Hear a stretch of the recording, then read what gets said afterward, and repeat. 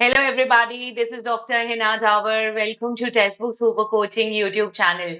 तो finally students आप लोगों के एग्जाम स्टार्ट भी हो गए एंड एजुकेशन वालों का दी डे भी आ गया है। आपका एग्जाम है 8th ऑफ दिसंबर को। सो स्पेशली ये वीडियो है आप सभी के लिए जिनका एग्जाम आज था या 7th को है या फिर 8th ऑफ दिसंबर को है। So this video is for all of you. Before entering into the exam hall, I would request each one of you to do watch this video before entering in the exam hall. तो आज मैं आपको कुछ points बताने वाली हूँ जो आपको एग्जाम हॉल में जाने से पहले खास तौर पे ध्यान भी रखने हैं और वो सब चीजें अपने साथ कैरी भी करनी है जो एग्जाम पॉइंट ऑफ व्यू से बहुत ज्यादा इंपॉर्टेंट है।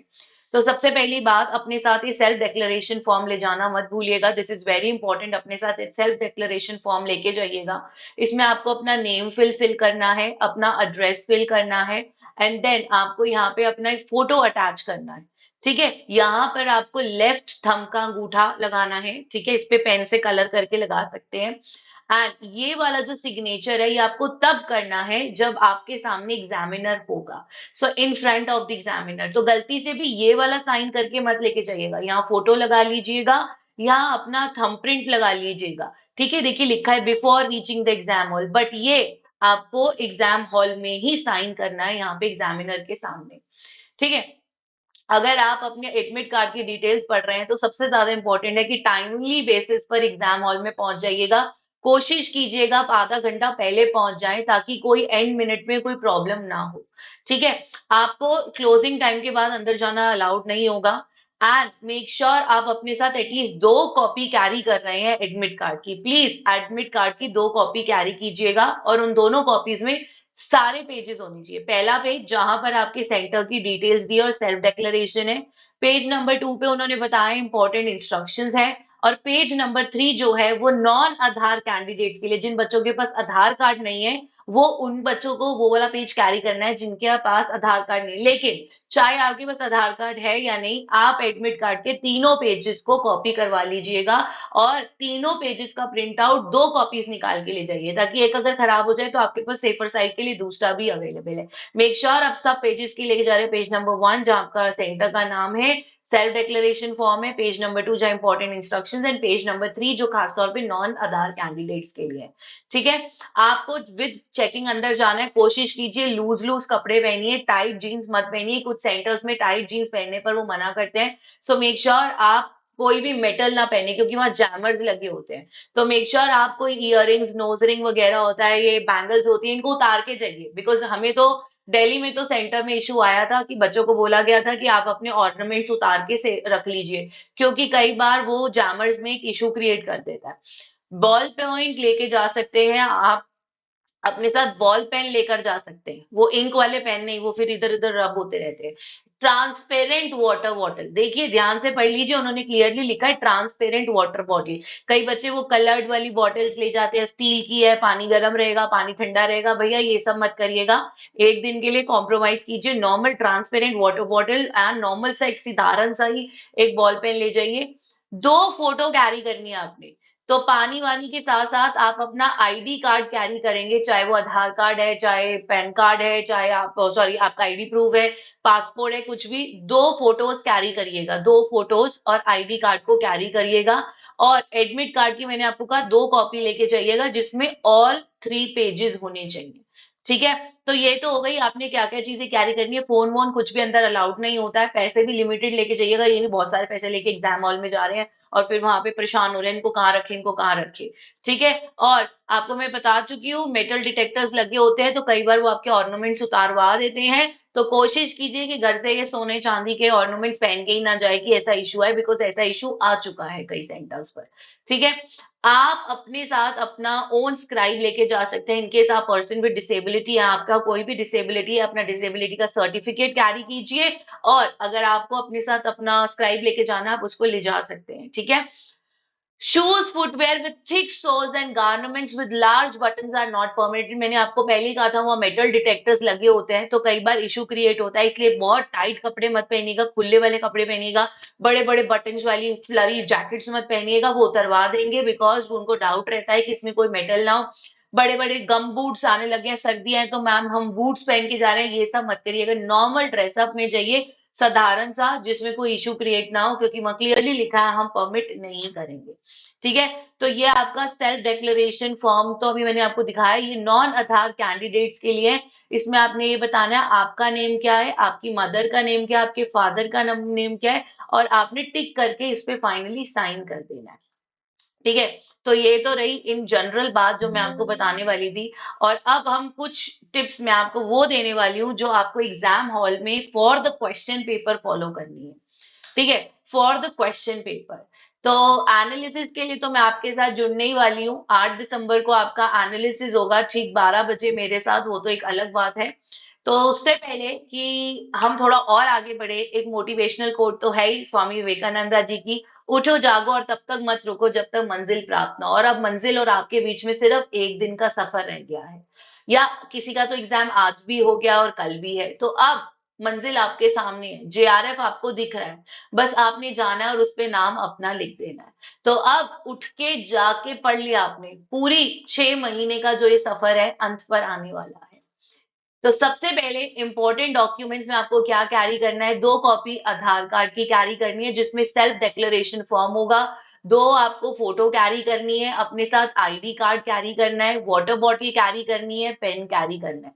ये तो आपके इंपॉर्टेंट डॉक्यूमेंट्स हो गए, और साथ में नॉन आधार वाले स्टूडेंट्स को भी अपने साथ डॉक्यूमेंट कैरी करना है। ड्रेस कोड काफी लूज और कंफर्टेबल क्लोथ्स पहनिए, कोई बड़े बड़े बूट्स, बड़ी बड़ी जैकेट्स, बड़ी बड़ी बटन्स वाले कोई कपड़े नहीं पहनने हैं। अब आ जाते हैं टाइम मैनेजमेंट पे, बात कर लेते हैं। तो मैं आप लोगों को एक बात बताना चाहती हूँ कि आपको साइड में, लेफ्ट हैंड साइड में स्क्रीन पे दिखेगा लिखा हुआ 1 2 3 4 5 6, सारे क्वेश्चन नंबर दिखेंगे, और उस पे अगर आप सबमिट कर देते हो तो ग्रीन कलर हो जाएगा। और अगर आपको ऐसा लगता है कि मेरे को इस आंसर पे भी और टाइम लगेगा, तो आप उसको रिव्यू के लिए होल्ड कर सकते हैं, ऑरेंज कलर में शो हो जाएगा। आप वहां मार्क कर सकते हैं कि रिव्यू करना है मुझे, रिव्यू मतलब मैं थोड़ी देर में वापस आऊंगा इस क्वेश्चन पर, तो आप उसको सबमिट मत करिएगा। आपको दिखेगा कि जो क्वेश्चन ग्रीन हो गया इसका मतलब उसको आपने सबमिट कर दिया, वो आपका हो चुका है। और जो क्वेश्चन ऑरेंज है इसका ये मतलब मुझे अभी और टाइम लगेगा, तो मैं पेपर खत्म होने के बाद उसको रिविजिट कर लूंगा। तो आप क्या कर सकते हैं, उसको रिव्यू के लिए छोड़ दीजिए। भगवान से मैं दुआ करूंगी कि ऐसा कोई भी क्वेश्चन ना हो जिसको आप रिव्यू करना चाहते हैं, क्योंकि ये टेंशन वाले क्वेश्चंस होते हैं और एंड में टाइम नहीं मिलता है इनको रिव्यू करने के लिए। इसलिए कोशिश कीजिए आप सभी क्वेश्चंस को ग्रीन मार्क करके ही नेक्स्ट पे मूव करिए। बट अगर ऐसा केस होता भी है आपको रिव्यू करना है, कोई बात नहीं, आप रिव्यू के लिए छोड़ दीजिए। बट लास्ट में देख लेना जो जो क्वेश्चन नंबर आपके ऑरेंज कलर में आ रहे हैं, दैट मीन्स अभी वो सबमिट नहीं हुआ है, तो आपको उसका मार्क्स नहीं मिलेगा। मैं फिर से रिपीट कर रही हूँ, वो सबमिट नहीं हुआ उसका आपको मार्क्स नहीं मिलेगा। तो पेपर एग्जाम हॉल में सबमिट करने से पहले देख लीजिएगा कि सारे आंसर्स आपके ग्रीन कलर में दिखने चाहिए। ग्रीन है इसका मतलब वो चेक होगा और उसके मार्क्स मिलेगा, ऑरेंज वाले का मार्क्स नहीं मिलता फिर। ठीक है, चलिए, तो आपके पास टोटल 50 क्वेश्चन है पेपर नंबर 1 के, 100 क्वेश्चन है पेपर नंबर 2 के। टोटल क्वेश्चन कितने हो गए, 150 क्वेश्चन। और पेपर कितनी देर का है, 3 घंटे का। 3 घंटे यानी कि 60 मिनट्स होते हैं, 180 मिनट हो गए। अब आपके पास 150 क्वेश्चंस है, 180 मिनट्स है, यानी आपको हर क्वेश्चन में कितने टाइम देना चाहिए, 150 questions is equal to 180 minutes. कोशिश कीजिए 1 question is equal to 1 minute, यानी आपके 150 सवाल 150 मिनट में हो जाने चाहिए। बफर कितना बचा, 30 मिनट का। ये किसके लिए है, रिवीजन करने के लिए या फिर डिफिकल्ट क्वेश्चंस के लिए, जिनके अंदर आपको रिव्यू की जरूरत पड़ेगी। तो ये 30 मिनट आपकी जिंदगी के वो 30 मिनट है जो आप रिवीजन में और डिफिकल्ट क्वेश्चंस के लिए यूज करेंगे। ठीक है, ये याद रखिएगा स्टूडेंट्स, जितना टाइम सेव करके चलोगे उतना अच्छा है। और पेपर नंबर 1 को 1 से 1 घंटा 15 मिनट के अंदर वाइंड ऑफ करने की कोशिश कीजिए। 1 घंटा 15 मिनट से ज्यादा मत दीजिएगा, क्योंकि पेपर 2 में 100 क्वेश्चन है। Clear, roll number and question change, आप आराम से रोल नंबर चेक कर लीजिएगा। स्क्रीन पर जो रोल नंबर लिखा हुआ है जिस पे आप बैठे हैं वो आप ही का ही रोल नंबर होना चाहिए। तो ऐसा गलती होता नहीं, लेकिन टेक्निकल इशू हो सकता है। बैठते ही पहले चेक करिएगा स्क्रीन के ऊपर आपका रोल नंबर होना चाहिए। और आप अपनी मर्जी से कोई भी क्वेश्चन कर सकते हो, आपके पास पूरी चॉइस है, आप अपनी मर्जी से कोई भी क्वेश्चन कर सकते हो।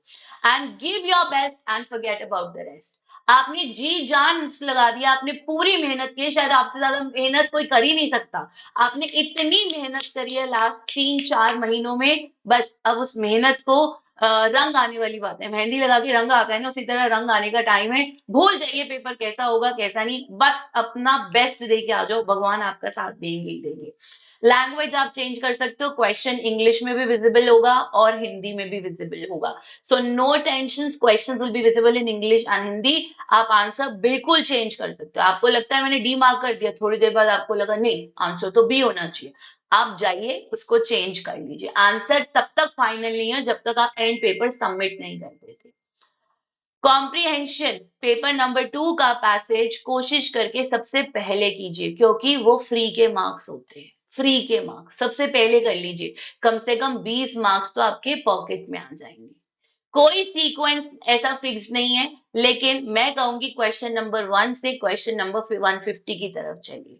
आप सीक्वेंस फॉलो कीजिए, ये नहीं पहले 1 कर लिया फिर 15 पे चले गए फिर 12 पे आ गए फिर 19 पर चले गए, नहीं। फॉलो अ सीक्वेंस, या तो शुरू से एंड तक या एंड से प्रीवियस। इससे एक बैलेंस बना रहता है और बीच में अड़चन आने की जो स्थिति होती है वो नहीं होती, एक एक फ्लो बना रहता है। ठीक है, किसी भी अदर क्वेरी के लिए आप मुझे at any time doctor Hina पर मैसेज कर सकते हो। प्लीज कभी भी टेलीग्राम पे मुझे एनी टाइम मैसेज ड्रॉप करो, I am always available for you. ठीक है, अपने ऊपर भरोसा रखो, क्योंकि तुम्हारे अंदर एक शक्ति है, एक पावर है, जिसका जेआरएफ के प्रति बहुत डेडिकेशन है। उस शक्ति पे विश्वास करो, अपने आप पर विश्वास करो, अपनी मेहनत पे विश्वास करो, ये सब तुम्हारे को रोक नहीं सकती। ये सारी भारी आउटर जितनी भी परेशानी है बहुत छोटी है तुम्हारी मेहनत के आगे। और जिंदगी में ये मत कहना कभी भी मैम क्या मेरा पेपर क्लियर होगा, मुझे आके ये कहना मैम पेपर तो मेरा ही क्लियर होगा। तो मुझसे पूछो मत, मुझे आके कहो मैम पेपर तो सिर्फ मेरा क्लियर होगा, और यही सुनने के लिए मेरे कान तरस रहे हैं। ठीक है, तो वो हाथी मत बनो कि मेरा पेपर क्लियर नहीं होगा, उसी से बंधे हुए हो। हाथी को मालूम ही नहीं कि उसका वजन इतना ज्यादा है कि वो चेन को तोड़ सकता है। ठीक उसी तरह आपको मालूम ही नहीं कि आपको सब कुछ आता है, एनटीए को नहीं आता। तो एनटीए को ज्यादा पावरफुल मत समझो, जैसे ये हाथी इसको पावरफुल समझ रहा है, ये हाथी मत बनना। ठीक है, इस ये एनटीए है और आप ये हो, आप इसको एक चुटकी में गिरा सकते हो, तो ये बात को हमेशा याद रखिएगा। ठीक है, yes yes, you all will get the JRF this time. I know you all are going to get the JRF this time. JRF अगर होगा तो टेक्स्ट बुक के हर स्टूडेंट का होगा। मंजिले से भी जिद है, रास्ते से भी जिद है, देखते हैं कल क्या होगा, हौसले भी तो जिद्दी है। बिल्कुल, मंजिले भी जिद्दी है, रास्ते भी जिद्दी है, जेआरएफ अपना होगा। और मेरा हौसला यही कहता है कि मैंने अपने बच्चों को 100% दिया है, तो मेरे बच्चों का 100% जीआरएफ निकलने वाला है।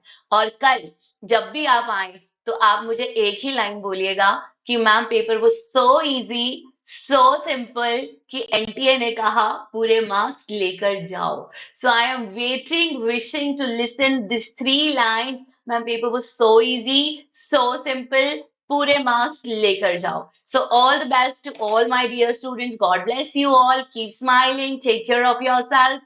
And I wish you all the best. Hoping to hear these 3 lines the moment you come out of the exam hall. We'll be waiting for your beautiful messages. We'll be waiting for these lines. We'll be waiting for your feedback. And then we'll conduct the analysis for you.